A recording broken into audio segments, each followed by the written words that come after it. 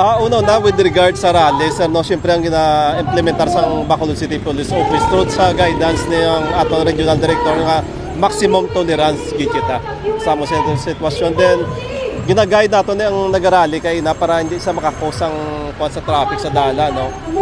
So pasalamat makita sa organizer sang rally kay okay man sila, nagasunod sila kung anong ginaplayan nila based sa permit nila. What time ini nagsugod, sir? Actually 1 o'clock, no. Ato kami kay sa Capitolago, nag-start sa March ang 1 o'clock. So mga 1:30 nag-abot na diri sa replica sa Bacolod City Plaza. Magkano kita naging sarado? Amo lang yun sa Subunga Street. Ang sa ginagin divert, yung detour lang nato na ang rota ta Subong. Kamusta man, sir? May regards naman sa aton man nga mga grupo. Pila ka grupo ang ari diri situated? Actually, sir, ang nag-apply sa City Hall is ang Bayan Negros, no? Pero nakita naton sari-saring ang grupo nag-upod og isa na lang nilang ilang rally, but we allowed them. Kay peace ang inobra nila maayo man nya kuan organize mo kayo ilang rally. Okay, so ano nga mga ari diri nga mga military personnel ba naton, sir? Is it mga BPPMD, other packet, mga SWAT ba na kita diri? Yes, sir, kompleto na halin sa Station 1, 2, and 3, number 1. Then ang coming from the city headquarters nato ng CDM nato nag-standby lang sa likod to include sa City Hall meto kita to isa ka platon man.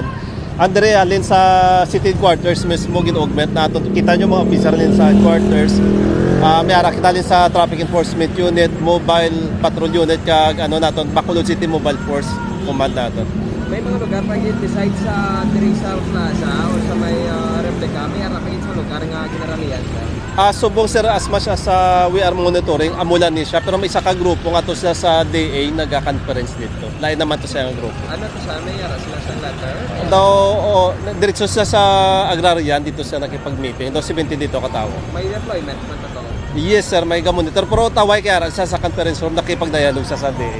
All in all, with regard sa number naton, CD may mga augmentations, pala kita sa mga police stations, 3 nga number nga gidugang. Yes, sir, maliban sa CDM nato nga tatlo ka plato, no, mga 90 plus ang atong CDM, may 224 kita dire na ka-uniform kag hindi na ka-uniform.